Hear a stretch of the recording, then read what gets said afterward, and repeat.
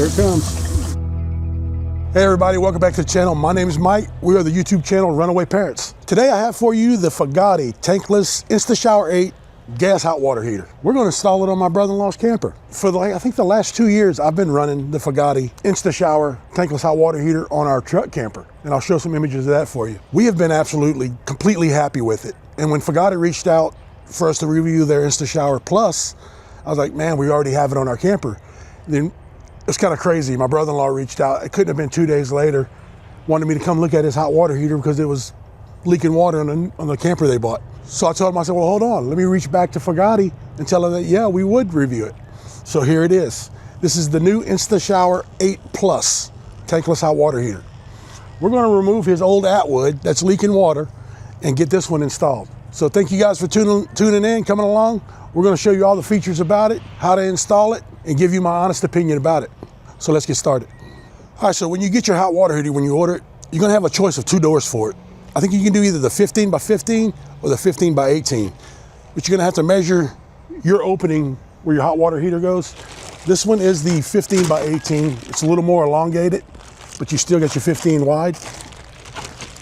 So we're gonna set that aside.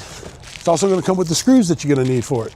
When you open your box, you're gonna get your owner's manual right here, your operating screen to adjust your temperature and everything. That's going to run inside the camper. Some more screws. All right, everything is nicely packaged. Visually, I can't see any damage on it. But you know, that's always a tough thing, man, with FedEx. Oh my God, it's a constant battle. There we go. All right, there's a look at the inside of your hot water heater. Small package. You get some foam dam. I already see some differences between the InstaShower we have and this one. You know, it's actually a really simple install. On the back, you're gonna have your cold water inlet, your water outlet, and your gas line. And these 2 wires are gonna go to your display screen for your temperature adjustment. And there's your positive and negative. Simple as that, guys, simple as that. Really easy to install. I'm kind of excited to be putting it in here. They're gonna be really happy with it. One of the best features I like about the tankless hot water heater, with our Fogatti, man, I have my temperature that I like to take a shower at, and the wife has hers, which is normally hellfire scalding hot is where she likes to take a shower. But I'll put mine on 108, 109. And when I go in to take a shower, you don't use the cold water at all. You just use the hot water side. I turn it up to what I want to take a shower at, and there's no more mixing the water, trying to get the perfect temperature. Set your pad right there, the temperature you like, turn the hot water on, and that's where you take your shower at. I love that about it, and the endless hot water, man. Absolutely phenomenal. It definitely changed things in our little truck camper. So let's get this sucker installed. All right, our first step, we're gonna open our door, and we're gonna have all our screws around right here. We're just gonna take those out.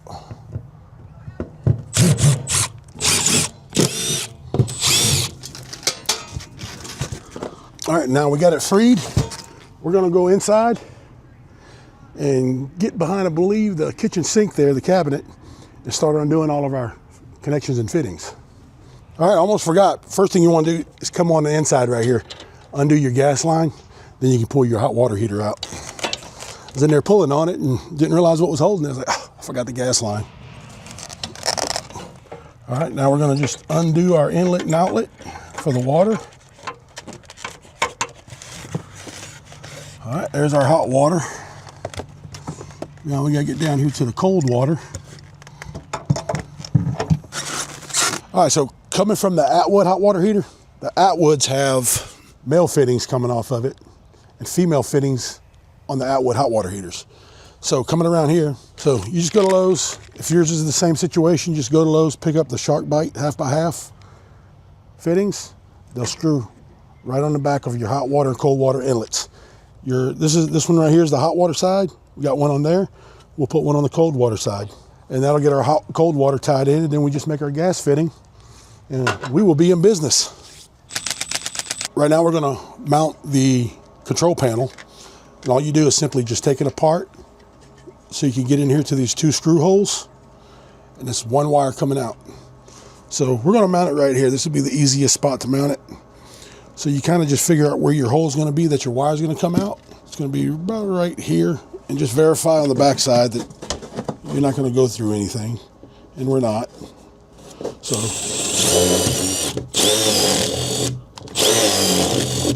And we're going to feed our wires through it. You'll have the 2 screws provided for the control panel.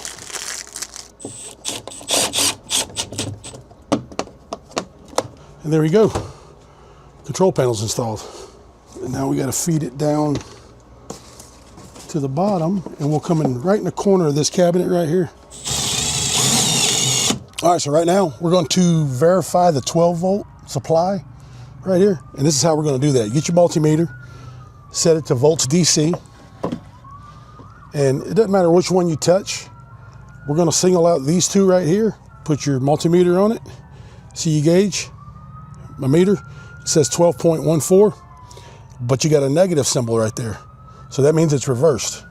So when I come back, so that means the red is the negative, the black is the positive. So if I turn them or switch them around, like so, you see, no more negative symbol.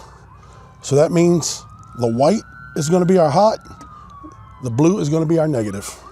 All right, so I got my son right here to help. Looking on this back side, there's your negative and there's your positive, and there's your 2 control wires that we spoke about earlier. So we're going to come around. If y'all hear them sirens, we have a Christmas parade going on right now. And we happen to be right by the fire department. The white's going to be our positive, so we're going to come over to our red positive on the unit. And what I like to use is these right here. They have solder inside of them. So what you do with these solder ties, I really like them. I pretty much use them on anything 12-volt wiring, like small gauge. You just slide it on like that. Make your tie in with your wires, just wrap them, slide it back up, center that solder right there on where your tie-in is. And then you take a heat gun, and that heat gun's gonna melt that solder and seal the wires on each end. Gives you a really good connection. Highly recommend those. I'll leave a link in the description for them. If you've never used them, it really makes it a lot easier and a good solid connection. All right, so we got that one made. Now we're gonna make our negative. And remember, that was the blue wire from what we tested earlier. So there's our connections. You see where the solder melted? It'll cool off and it seals both ends of the wire. So there we go. There's our positive and negative. And here's our control wires right here, feeding back to these that we fed through to the control panel. And it doesn't matter which ones go in. There's no particular order on these. You just put them together right there. So what we're going to do, we're going to take these 2 wires, cut these off a little shorter. And now we're going to come back and get our gas line ready to make a connection. Now when you're putting your gas line in, just little small movements. You kind of just work it around. You don't want to just force it, because you'll kink that line and bend it, and then you're going to be in some real trouble. All right, now we're going to tighten our gas line up. Gas line is tight, so cold water side, and this is your outlet for your hot water side. So you just find your lines there. This was our hot water. Definitely want to be sure you get these tight enough. There is a little gasket in there that seals, and that'll make the seal when you thread it in. All right, looks like I'm going to have to make a little modification on this one. These screws right here are stopping it from fitting in this hole. It is really tight. We can put them back in once we get it in. The opening, get that cleared. This should work. Once you get it in, what you're going to want to do is go on the inside, have somebody push on this side, and just kind of work that gas line where it's not going to kink till you get it all the way in, and make sure your wires are out of the way. So it's always good to have 2 people when you're doing an install like this. When you get your door right here, you're going to have 4 screws here on your hinge. You just pull them 4 screws out and set them aside. Definitely don't lose them. So that way you can just work with the frame itself. Get it centered in, see where it goes. All right, now what I do is just come around it with a little butyl tape, come around our frame where our screw holes are going to come in, create that seal. You do not want water intrusion. All right, so here's your bag of provided screws that we're going to go around a perimeter with, and we'll get her all sealed up. Now we're going to put a little water to it and make sure we don't have any leaks. All right, so I'm not sure if it's a requirement, but what I always do is I pull my lever up and bleed the air out of the hot water heater itself, or the water heater. All right, there we go. The install is complete on the Fogatti InstaShower 8 Plus. Super easy to install. I mean, you know, you might have to make a couple trips back and forth to Lowe's to get the right fittings, but who doesn't have to do that? And right here's our screen. We got it mounted. You can go all the way up to 123 degrees. You can change it over right here from Fahrenheit to Celsius. If you one of the people that live north of the border there's your Celsius. One of the true things that I love about it, that me and my wife and our truck camper, the game changer, so to say, with it, is the fact that you can find your temperature that you like to take a shower at. Mine's 109. Hers is like 118, 120. And don't even ask me how. But I can set mine to 109, go take my shower. No more messing around mixing hot and cold water. You just turn the hot water on and you get the 109 that you had previously decided that you'd like to take a shower at. So absolutely love that. Now you will don't expect immediate hot water, because you're not going to have that. You're going to have water in the lines that have been sitting, and it's going to be cold water because it's been sitting. So once all that water gets through your lines, you're going to get the instant hot water. As long as you got propane, you're going to have hot water. So let's go in here. Here we are in the bathroom. Here's your cold and here's your hot. We're going to turn the hot on.